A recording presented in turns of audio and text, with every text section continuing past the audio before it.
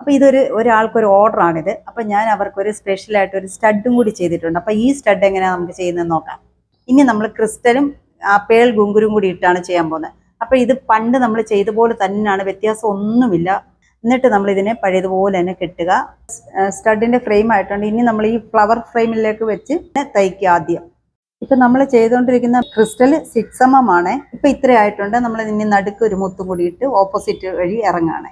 ഈ 2 ക്രിസ്റ്റലുകൾ വിട്ട് ഓരോ മിഡ് പ്ലേറ്റിന്റെ ഇടയ്ക്കൂടെ കയറി കംപ്ലീറ്റ് ചെയ്യുക.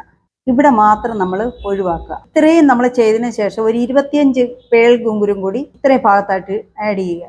എന്നിട്ട് അടുത്ത ഹോൾ വഴി കയറുക. എന്നിട്ട് ഇതിനെ നല്ലവണ്ണം ഒന്ന് ഷേപ്പ് ചെയ്യണം. എന്നിട്ട് ബാക്കിയെല്ലാം പഴയതുപോലെ തന്നെ നമ്മൾ തയ്ച്ച് പോകണം. ഈ രീതിയിൽ വേണം തയ്ച്ചെടുക്കാനായിട്ട്. എന്നിട്ട് ഇതിന്റെ സൈഡിൽ ഒരു കെട്ടും കെട്ടിക്കഴിഞ്ഞാൽ നമ്മുടെ വർക്ക് പൂർത്തിയാവും. അപ്പോൾ ഈ ഗുങ്കുരുമാലയ്ക്ക് ഈ കമ്മൽ നമുക്ക് സെറ്റ് ചെയ്യാം. അപ്പോൾ മനസ്സിലായല്ലോ. Okay, by.